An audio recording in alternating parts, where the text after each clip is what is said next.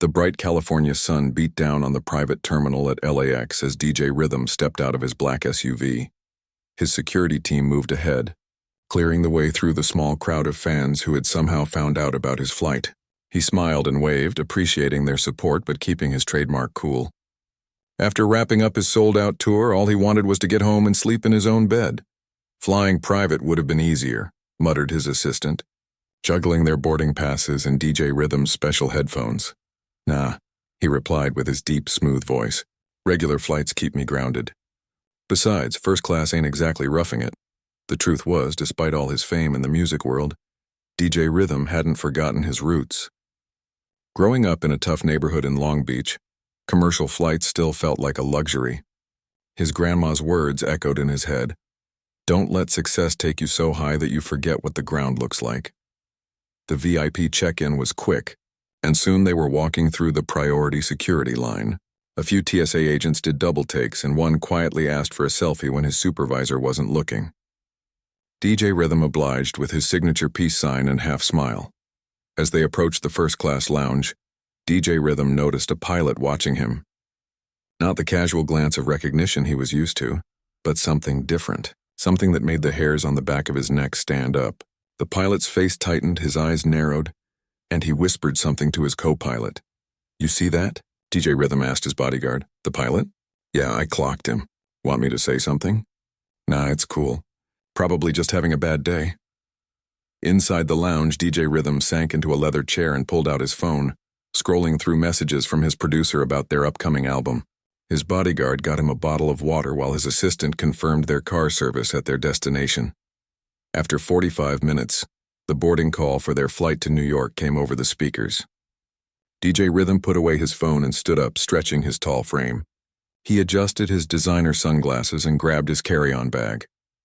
"You know the drill," he said to his team as they walked toward the gate. "I take the window, Rico gets the aisle, and you," he nodded to his assistant, "get to sit across and enjoy the champagne without having to babysit me for 5 hours." They laughed, but the mood shifted as they approached the jetway. The same pilot from earlier was standing at the entrance, checking something on a tablet. When he looked up and saw DJ Rhythm, his expression darkened. "First-class passengers now boarding," called the gate agent with a bright smile. "Welcome aboard. We're so excited to have you flying with us today." As DJ Rhythm handed over his boarding pass, the pilot stepped forward. "Sir, I need to verify your boarding pass," he said. His voice clipped and cold. The gate agent looked confused. "I've already checked it, Captain Lewis. Everything's in order." "Just doing my job," the pilot replied, not taking his eyes off DJ Rhythm. "Security protocols." DJ Rhythm kept his expression neutral, though inside he was burning. This wasn't his first rodeo. He'd been famous for 15 years, and before that, he'd been a black man in America for 25. He knew what this was. "No problem," he said calmly, handing over the boarding pass again. "Always good to be thorough." The pilot examined it like he was searching for a counterfeit bill, holding it up to the light dramatically. Finally, with a slight frown, he handed it back. "Enjoy your flight," he said, the words coming out like they tasted bad. DJ Rhythm nodded and moved past him, feeling the pilot's eyes drilling into his back. His bodyguard Rico leaned in close. "That was messed up. Want me to file a complaint? Let's just get to our seats. Not letting him ruin this day." The first-class cabin was half empty with just 8 spacious seats. DJ Rhythm stowed his bag and settled into his window seat, immediately feeling the day's tension in his shoulders. He closed his eyes for a moment, trying to center himself with a breathing technique his therapist had taught him. A cheerful flight attendant appeared beside him. "Welcome aboard. Can I get you a pre-flight beverage? Champagne, perhaps? Or our signature cocktail?" DJ Rhythm smiled genuinely for the first time since entering the airport. "Just water for now, thanks. Maybe that champagne after takeoff." "Coming right up," she replied, then lowered her voice. "I'm a huge fan, by the way. Your last album got me through a tough breakup," he chuckled. "Glad I could help. Music's good for healing." As the flight attendant moved away, Captain Lewis entered the first-class cabin, supposedly doing a routine check. His eyes swept across the passengers until they landed on DJ Rhythm. "Standards really have dropped," he muttered, just loud enough for those nearby to hear. The flight attendant froze, water glass in hand. A businessman across the aisle looked up from his laptop, frowning. DJ Rhythm felt his jaw tighten but kept his eyes forward, pretending to adjust his seat settings. Rico wasn't as diplomatic. "Excuse me? You want to say that a little louder?" The pilot straightened his uniform jacket. "Just making an observation about airline protocols these days. Nothing personal." But his eyes told a different story as they flickered between DJ Rhythm's designer clothes and his dark skin. "Here's your water, sir," the flight attendant said quickly, placing it on his armrest. She shot an apologetic look at DJ Rhythm before turning to the pilot. "Captain Lewis, they need you in the cockpit for the pre-flight check." The pilot lingered for a moment longer than necessary before turning on his heel and walking away. The tension he left behind hung in the air like a bad smell. "That guy's got issues," muttered Rico, settling into his seat with his fists clenched. DJ Rhythm took a long sip of water. "Been dealing with guys like him my whole life. Some people see the gold chains and the fame, but all they really see is the color." More passengers filed into the economy section behind them. A few recognized DJ Rhythm, pointing and whispering excitedly. He gave them his standard friendly nod, but his mind was elsewhere.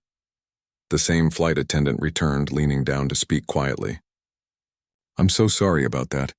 The captain well, he's not usually on this route. If there's anything I can do to make your flight more comfortable, please let me know." "It's all good," DJ Rhythm replied, though they both knew it wasn't. "Not your fault." As the boarding process continued, DJ Rhythm pulled out his phone one last time before airplane mode. He opened his message thread with his teenage daughter. "Boarding now. Flying home to see my favorite girl. Love you, kiddo." Her reply came seconds later. "Love you too, Dad. Can't wait." Those three hearts centered him, reminding him what really mattered. He could handle one racist pilot. He'd handled worse. What he couldn't do was let it poison his mood or make him act in a way that would embarrass his daughter. The flight attendants began their safety demonstration as the plane pushed back from the gate. DJ Rhythm half listened, having flown enough to recite it himself. Instead, he watched the airport workers on the tarmac, thinking about all the people it took to get a plane in the air. Over the PA system, Captain Lewis's voice rang out. "Good afternoon, passengers. This is your captain speaking. We're looking at a smooth flight to New York today, about 5 hours in the air. Current weather at our destination is 75 degrees and sunny. Sit back, relax, and enjoy the flight, if you can." That last part was subtle but unmistakable. A few passengers exchanged glances. As the plane accelerated down the runway, DJ Rhythm closed his eyes. The familiar pressure pushed him back into his seat as they lifted off, the ground falling away beneath them. Usually this was his favorite part of flying, that moment of breaking free from the earth, rising above it all. But today, even at 30,000 feet, he couldn't escape the weight of prejudice. And somehow, he knew this flight was about to get a whole lot bumpier than the weather report suggested. The plane leveled out at cruising altitude, the seatbelt sign dimming with a soft ding. DJ Rhythm reclined his seat slightly and closed his eyes, hoping to catch a quick nap. The events at boarding had left him more tired than angry. Being a black celebrity meant dealing with this strange duality, sometimes treated like royalty, other times like an intruder who'd snuck past security. "Drink service will begin shortly," announced a flight attendant over the PA system. Her voice deliberately cheerful. Rico nudged him. "You good?" "Yeah, man. I'm gonna try to sleep, but sleep wouldn't come." DJ Rhythm's mind kept replaying the pilot's face, that look of contempt that was all too familiar. He'd seen it before, at high-end restaurants, exclusive hotels, car dealerships. The look that said, "You don't belong here." After 20 minutes of pretending to sleep, DJ Rhythm opened his eyes. The flight attendant from earlier, her name tag read Diane, and was serving drinks to the business executive across the aisle. "I'll take that champagne now," DJ Rhythm said when she glanced his way. "Coming right up," she replied with a warm smile that seemed genuine. While waiting, DJ Rhythm pulled out his phone and switched to airplane mode. He opened his music library, scrolling through beats he'd been working on for his next album. Music had always been his escape, his way of processing the world's ugliness and transforming it into something beautiful. Diane returned with a flute of golden champagne. As she handed it to him, she hesitated, then leaned down. "I just want you to know what happened earlier. That's not who we are as an airline. Some of us are huge fans of your work." DJ Rhythm nodded appreciatively. "Thanks. I know it's not everyone. If you need anything at all during the flight, just press the call button." As she moved away, the cockpit door opened. The co-pilot stepped out, heading toward the bathroom at the front of the cabin. He was younger than Captain Lewis, maybe in his 30s, with an easygoing face. He nodded politely at passengers as he passed, but a minute later Captain Lewis emerged too. This was unusual. Typically, one pilot always remained in the cockpit. He paused, scanning the first-class cabin until his eyes locked onto DJ Rhythm. "Bathrooms occupied," Rico muttered. "What's he doing?" Captain Lewis walked slowly down the aisle, his gaze never leaving DJ Rhythm. When he reached their row, he stopped. "Enjoying the champagne?" he asked, his voice dripping with something unpleasant. DJ Rhythm took a deliberate sip before answering. "Very much. Your airline has good taste. It's meant for our premium passengers. Good thing I paid for a premium seat then," DJ Rhythm replied evenly. The captain's jaw tightened. "Some people think money can buy anything, but there are certain standards that go beyond what's in your wallet." A tense silence fell over the first-class cabin. The business executive across the aisle had stopped typing on his laptop. An older woman 2 rows ahead turned to stare. DJ Rhythm set down his champagne carefully. "What exactly are those standards, Captain?" "I'd love to hear you explain them." Rico shifted in his seat, ready to intervene, but DJ Rhythm placed a calm hand on his friend's arm. "I'm just saying," Captain Lewis continued, lowering his voice but not enough. "That first class used to mean something. It wasn't just for anyone with a hit record and flashy clothes." The businessman across the aisle closed his laptop with a snap. "Excuse me? What does that mean?" Captain Lewis glanced at him, seemingly surprised that someone was challenging him. "This doesn't concern you, sir." "I think it does," the businessman replied. He was in his 50s with salt and pepper hair and an expensive suit. "Because I'm sitting here trying to enjoy my flight, and I'm hearing what sounds like prejudice from someone who's supposed to be flying this plane." DJ Rhythm reached into his pocket and pulled out his phone. "What are you doing?" Captain Lewis demanded. "Just making sure I remember this conversation correctly later," DJ Rhythm said, starting a voice recording app. "You were saying something about standards? Please go on." The captain's face flushed red. "You can't record me. Actually, we're in a public space. And since you felt comfortable enough to share your standards with everyone in first class, I figure you won't mind if I remember them exactly." More passengers were watching now. From the corner of his eye, DJ Rhythm could see Diane whispering urgently to another flight attendant. "I think you've misunderstood," Captain Lewis said, backpedaling. "I was merely commenting on the changing nature of air travel." "Nah," DJ Rhythm replied, his voice steady but firm. "Let's be real. You took one look at me and decided I didn't deserve to be here. Been happening my whole life, even with all these." He gestured to his designer clothes. "And even with all the money I make. So come on, tell me what standards I'm missing. I really want to know." The co-pilot returned from the bathroom, stopping short when he saw the confrontation. "Everything okay here?" he asked, looking between his captain and the passengers. "Your captain was just explaining his views on who belongs in first class," the businessman said. "Fascinating perspective." The co-pilot's eyes widened. "Captain, we need to complete the flight check." His tone made it clear this wasn't a suggestion, but Captain Lewis wasn't done. He leaned in closer to DJ Rhythm, his voice a harsh whisper. "People like you always play the race card.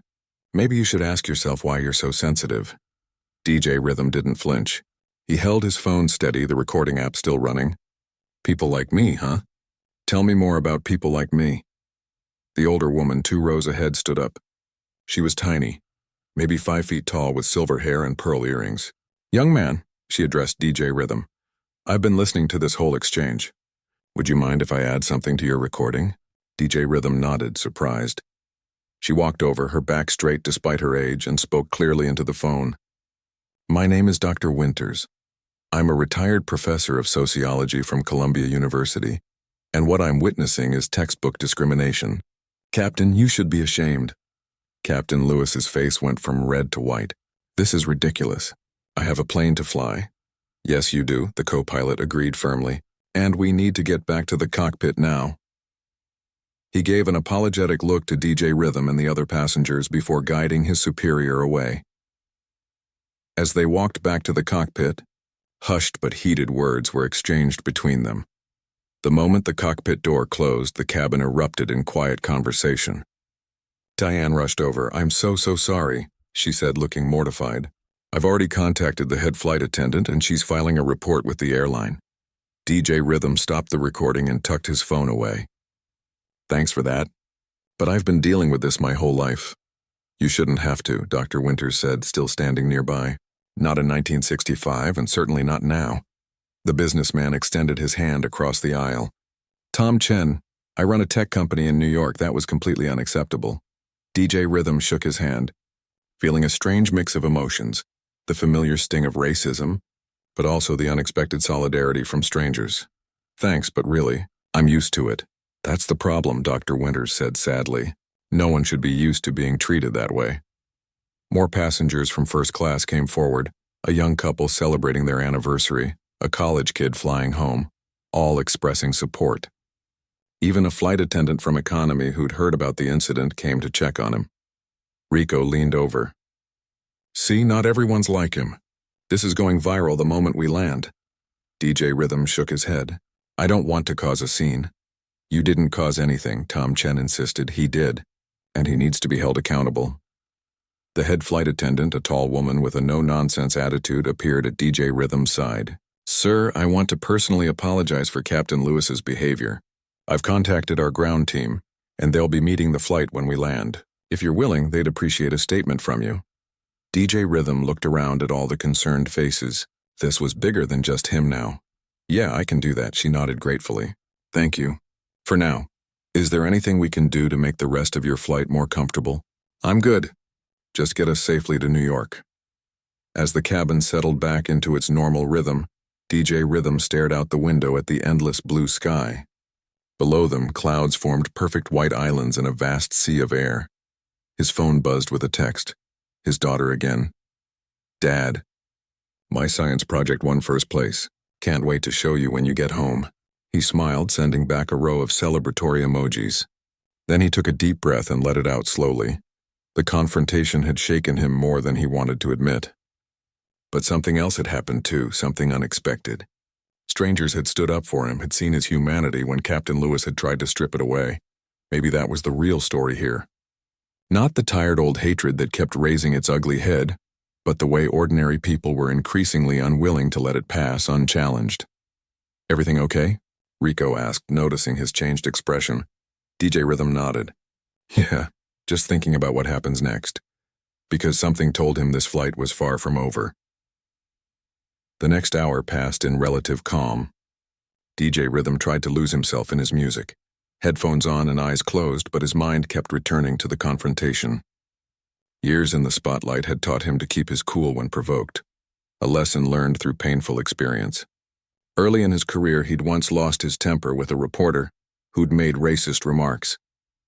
The headlines the next day had been all about the angry black musician, not the bigoted journalist who'd baited him. Never again, he'd promised himself. Diane appeared by his seat with a fresh glass of water. "Just checking if you need anything," she said, her voice kind but her eyes concerned. DJ Rhythm removed his headphones. "I'm good, thanks. The head flight attendant is still in touch with our ground team. They're taking this very seriously." She hesitated. "If you don't mind me asking, how do you stay so calm? If someone spoke to me that way, I don't think I could keep my composure." He gave a small smile. "Lots of practice. That's awful. It is what it is. But thanks for asking." As Diane moved on, the businessman, Tom Chen, caught DJ Rhythm's eye from across the aisle. "I overheard," he said, "and she's right." "I don't know how you do it," DJ Rhythm shrugged. "When you grow up with it, you develop thick skin." "You shouldn't have to," Tom replied, echoing Dr. Winters' earlier words. "True, but we play the cards we're dealt." Tom nodded thoughtfully. "I get that. As an Asian American in tech, I've had my share of "you people are good with computers" comments. But nothing like what you just experienced." Their conversation was interrupted by the co-pilot's voice over the PA system. "Ladies and gentlemen, this is First Officer Wright speaking. We're expecting some light turbulence as we pass through a weather system. Please return to your seats and fasten your seatbelts until the seatbelt sign is turned off." The plane began to bounce slightly, the familiar gentle rocking that came with high-altitude winds. DJ Rhythm tightened his seatbelt and leaned back. Beside him, Rico had fallen asleep, his large frame somehow comfortable in the first-class seat. From the corner of his eye, DJ Rhythm noticed Dr. Winters making her way carefully up the aisle despite the turbulence. She stopped at his row. "Pardon me for interrupting," she said, steadying herself against the seat, "but I wanted to give you my card. I've spent my career documenting instances of everyday discrimination. What happened here should not be swept under the rug." She handed him a business card, Professor Vivian Winters, Ph.D. Below her name was her email and phone number. "Thank you," DJ Rhythm said, genuinely moved by her concern. "I appreciate it. My grandson is a huge fan of yours," she added with a warm smile. "He'd never forgive me if I didn't mention that." As Dr. Winters made her way back to her seat, the plane hit a larger pocket of turbulence, jolting sharply. The seatbelt sign dinged emphatically, and a flight attendant quickly checked that everyone was secured. The turbulence grew stronger, the plane dipping and rising like a boat on rough seas. Rico woke with a start. "Whoa, we going down?" he asked groggily. "Just some bumps," DJ Rhythm assured him, though his own knuckles were white on the armrests.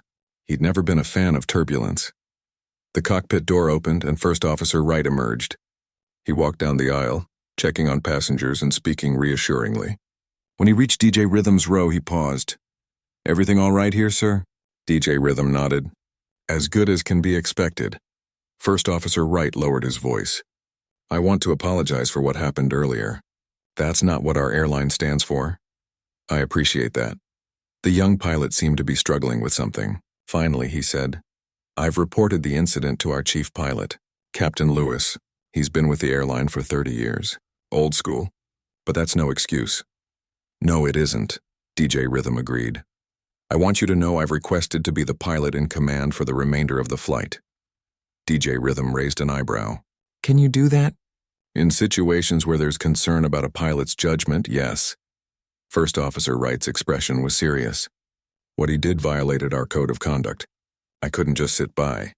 Before DJ Rhythm could respond, the plane dropped suddenly like an elevator descending too quickly. Several passengers gasped. A tray clattered somewhere in economy class. "I'd better get back to the flight deck," First Officer Wright said, "but I wanted you to know we're taking action." As he hurried back to the cockpit, Tom Chen leaned across the aisle. "Did he just say what I think he said? Is he taking over the flight?" "Sounds like it," DJ Rhythm replied, impressed by the young pilot's integrity. The PA system crackled. "This is First Officer Wright, now acting as pilot in command. We're navigating through some weather, but there's nothing to be concerned about. Please remain seated with your seatbelts fastened. We should be through the worst of it in about 15 minutes, DJ." Rhythm exchanged looks with Tom. The wording was significant. Now acting as pilot in command. It confirmed what First Officer Wright had just told him. Diane passed by, checking seatbelts. When she reached DJ Rhythm, she gave him a meaningful nod. "First Officer Wright is one of our best pilots. You're in good hands." The turbulence continued, the plane bucking against invisible air currents. DJ Rhythm closed his eyes and took deep breaths, trying to stay calm. He thought of his daughter waiting for him in New York, excited to show him her science project. That was what mattered, not some bitter pilot with outdated views. Slowly, the turbulence subsided. The plane leveled out, once again cruising smoothly through calm skies. The seatbelt sign dimmed with a soft chime. DJ Rhythm checked his watch. Just over 2 hours left before they landed. He wondered what was happening in the cockpit now. Was Captain Lewis still there, sitting silently while his junior officer flew the plane, or had he been relegated to the cabin? His question was answered moments later when the cockpit door opened again. Captain Lewis emerged, his face stony. Instead of his earlier swagger, he moved quickly, avoiding eye contact with the passengers. He headed straight for the rear of the plane, toward the economy class bathroom. As he passed DJ Rhythm's row, the captain kept his eyes forward. But the tension in his shoulders was unmistakable. Something had definitely changed. Rico elbowed DJ Rhythm gently. "Look who's avoiding us now." "Let it go," DJ Rhythm said quietly. "It's being handled." "You're too nice, man." "Not nice, strategic." Indeed, DJ Rhythm was thinking ahead. The recording on his phone, the witnesses in first class, the action taken by First Officer Wright. All of this added up to a story that could go public. But did he want that? Did he want to be at the center of another news cycle about racism? His career had always been about the music, not controversy. Yet he also recognized his platform, his ability to shine a light on issues that affected people without his resources or visibility. The head flight attendant appeared at his side, startling him from his thoughts. "Sir, I've been in contact with our customer relations director. She'll be meeting the flight personally. If you're willing, she'd like to speak with you privately after we land." "What about Captain Lewis?" "He'll be meeting with the chief pilot and HR representatives." DJ Rhythm nodded slowly. "I'll talk to your director, but I don't want this blown out of proportion." "Of course. We respect your privacy," she hesitated. "The other passengers who witnessed the incident, several of them have already written statements." Dr. Winters was quite insistent. Despite everything, DJ Rhythm found himself smiling. The elderly professor was a force to be reckoned with. "Our airline has a zero-tolerance policy for discrimination," the head flight attendant continued. "What happened today was unacceptable, and we're deeply sorry." "I appreciate that," DJ Rhythm said. "Really?" After she left, Rico stretched his long legs as much as the space allowed. "So what's the plan when we land? You going public with this?" DJ Rhythm gazed out the window, watching the afternoon sun glint off the plane's wing. "I'm still deciding. But whatever happens, it needs to be about the bigger picture, not just me." "The recording would go viral in seconds," Rico pointed out. "Might force some real change. Maybe." DJ Rhythm thought about all the young fans who looked up to him, who dealt with their own versions of discrimination every day. Or maybe there's a better way to handle this. As the plane continued its journey eastward, DJ Rhythm felt a strange sense of calm settling over him. Whatever happened when they landed, he would face it with the same dignity he'd shown during the confrontation. Sometimes the most powerful response wasn't anger or public shaming, but something more thoughtful. Something that might actually change minds, not just punish one man.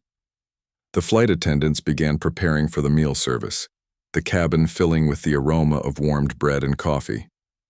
Life on the plane was returning to normal, but DJ Rhythm knew that something fundamental had shifted, and the real test was yet to come. The last hour of the flight passed more peacefully. The meal service came and went, with DJ Rhythm picking at his food, his appetite diminished by the day's events. Captain Lewis remained conspicuously absent from the first-class cabin, staying either in the cockpit or at the rear of the plane. As they began their descent into New York, DJ Rhythm's phone lit up with a message from his daughter. "How much longer? I've got the best surprise for you." He smiled, typing back, "Landing soon. Can't wait to see you in this famous science project." He showed the message to Rico. "That's what matters. Not this mess," Rico nodded. "True, but this mess matters too, you know. Not just for you." DJ Rhythm knew his friend was right. His position gave him a voice that others didn't have. If he brushed this incident aside, what message would that send to his fans who faced similar treatment but lacked his resources? The plane began its final approach, the sprawling metropolis of New York visible through the window. Skyscrapers jutted up like gleaming teeth against the afternoon sky. Somewhere down there, his daughter was waiting with her science project and her boundless enthusiasm. The landing was smooth, professional, despite whatever tension might exist in the cockpit. As the plane taxied to the gate, First Officer Wright's voice came over the PA system. "Ladies and gentlemen, welcome to JFK International Airport. Local time is 4:17 p.m., and the temperature is a pleasant 68 degrees. Thank you for flying with us today. For those continuing their journey, we wish you safe travels. For those who call New York home, welcome back." There was no mention of Captain Lewis. No standard on behalf of Captain Lewis and the entire crew. The omission was subtle but noticeable. As the seatbelt sign dimmed for the final time, passengers began the familiar ritual of gathering belongings and standing in the cramped aisle. DJ Rhythm stayed seated in no rush to join the shuffle. The head flight attendant approached. "Sir, if you don't mind waiting until the other passengers have deplaned, our customer relations director is waiting to speak with you."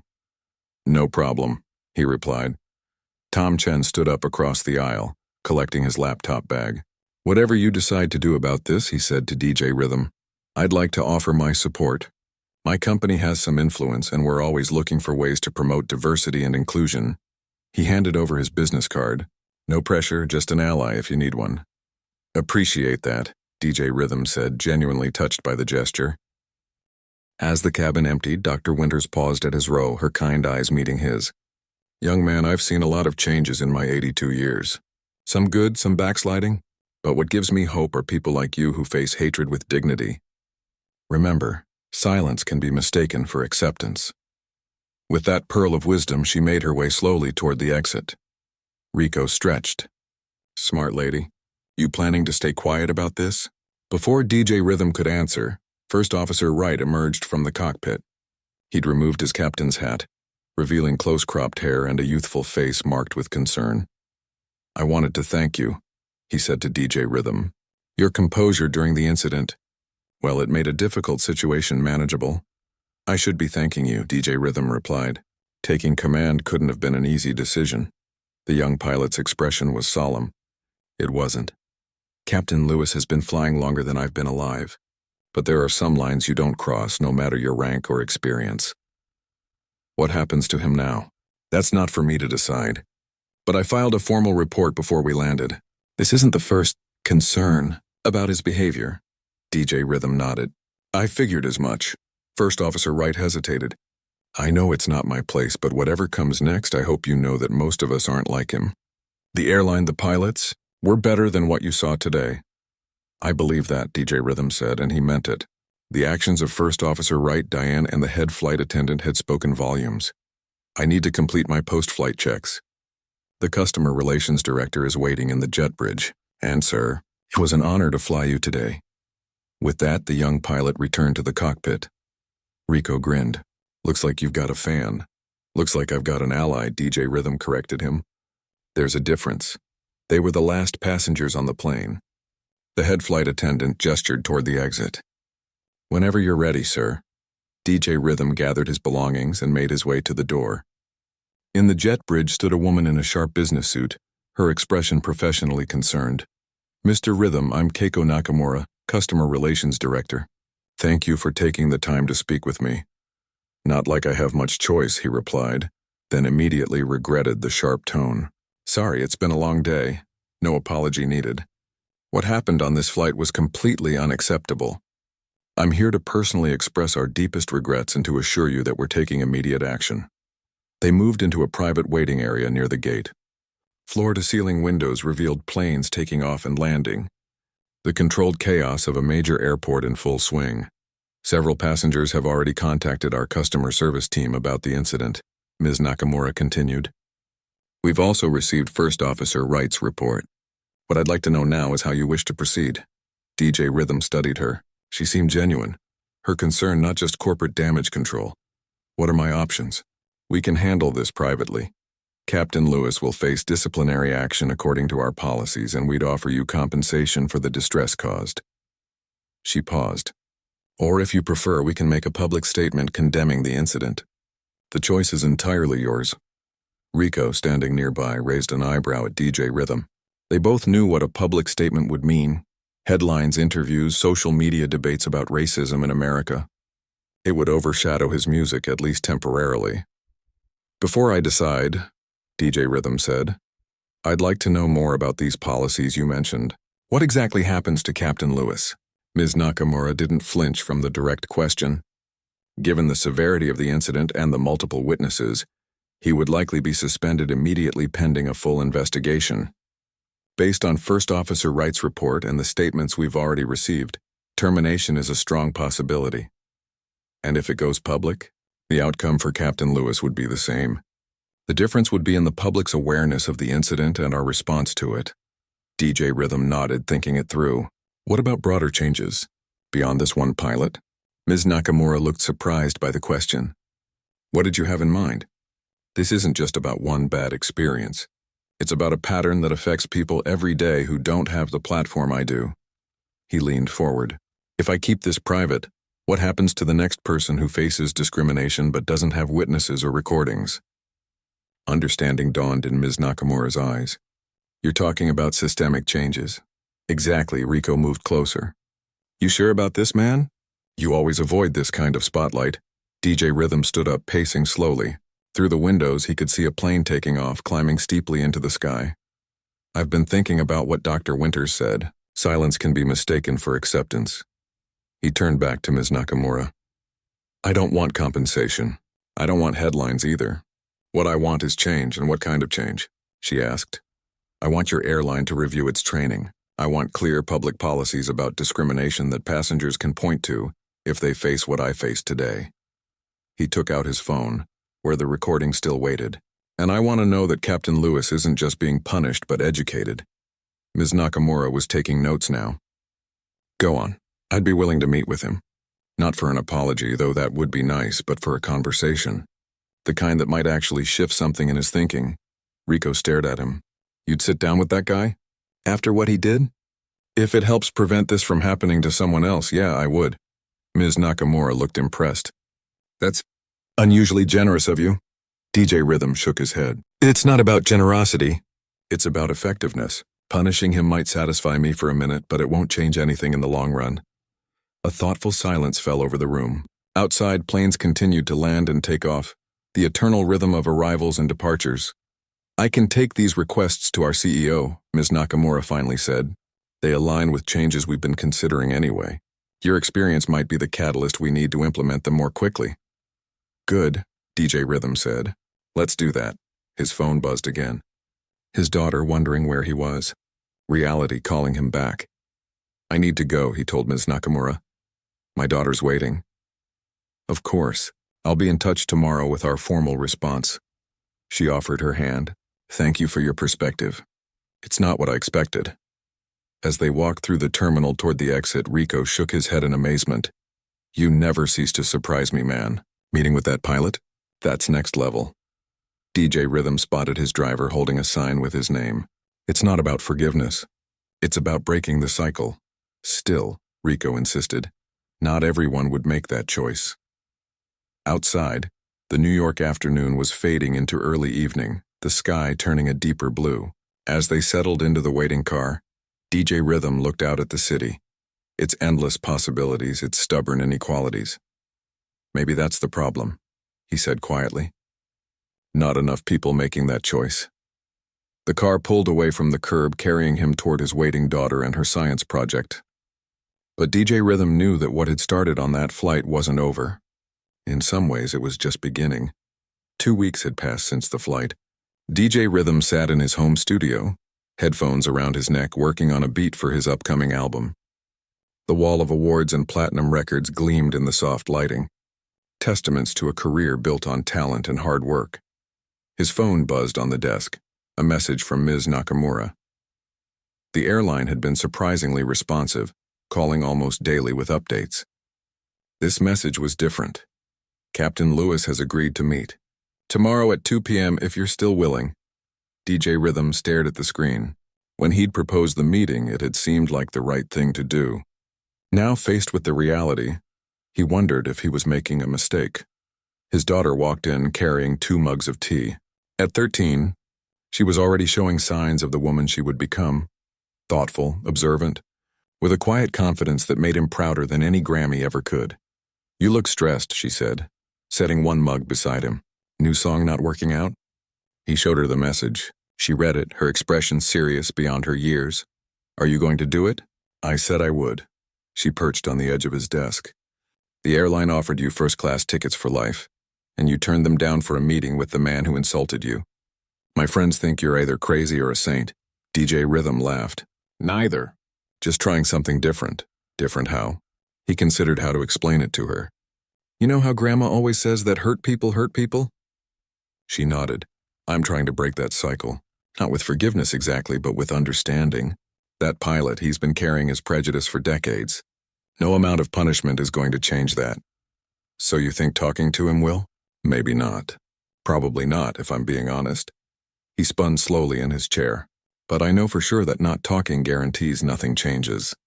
His daughter sipped her tea. I get it. Like in my science project, you have to test your hypothesis even if you think you know the outcome. He smiled at the comparison. Exactly. And speaking of your project, that blue ribbon looks good on your wall.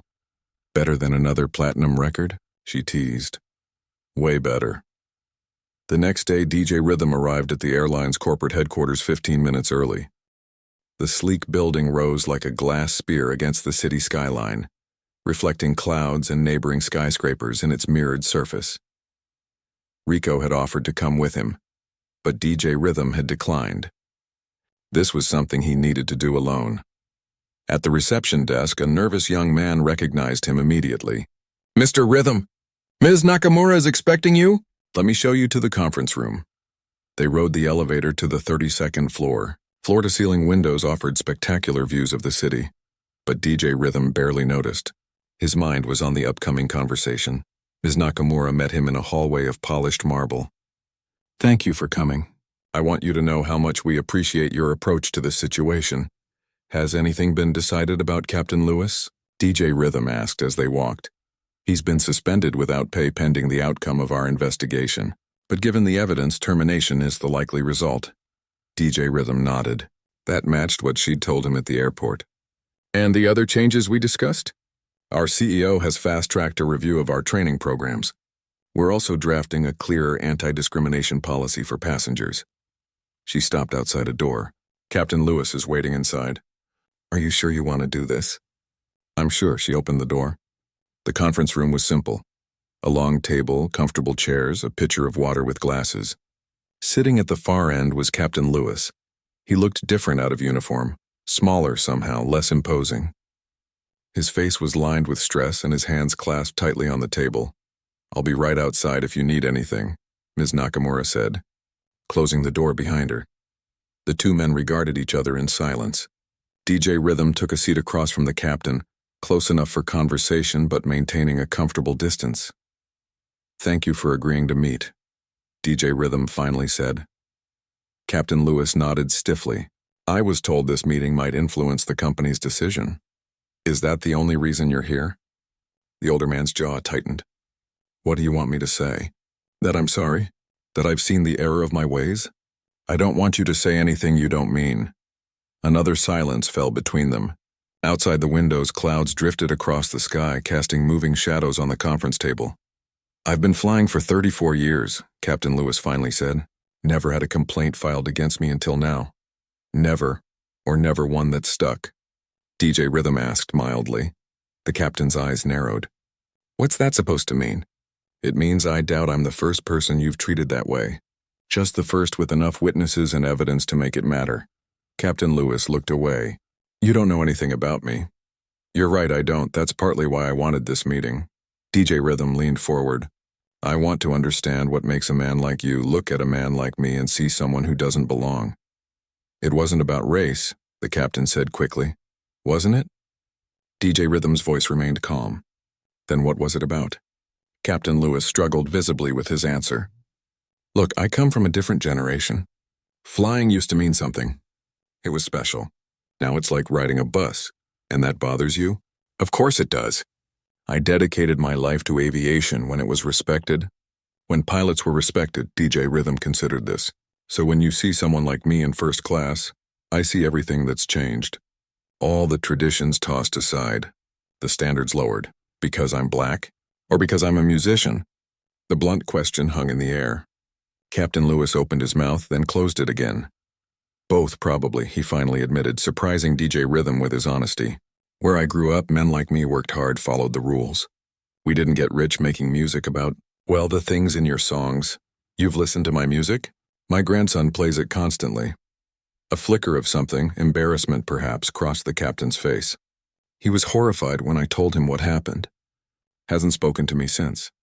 DJ Rhythm hadn't expected this vulnerability. "What's your grandson's name?" "Trevor, he's 17. Wants to be a sound engineer." Captain Lewis shook his head. "Says I'm a dinosaur." Maybe he's right.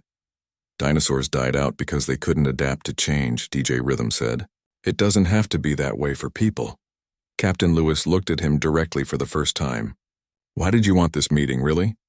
"Because firing you won't fix anything. It won't change your views. It won't help the next person who faces discrimination. It'll just make you more bitter, more convinced you're the victim. And you think one conversation will make a difference? I think it's a start." DJ Rhythm pulled out his phone and brought up a photo of his daughter. "This is my kid. She's 13, brilliant, wants to be a scientist.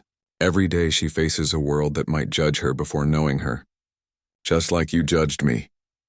Captain Lewis looked at the photo, something shifting in his expression. I don't hate you, DJ Rhythm continued. I don't even know you. But I do know that change is possible. The question is whether you want it. The older man was silent for a long moment. When he spoke again, his voice was quieter. I'll never work for the airline again, will I? Probably not. But that doesn't mean your life is over. What am I supposed to do? I'm 58 years old, DJ Rhythm shrugged. Start over. Learn something new. Talk to your grandson.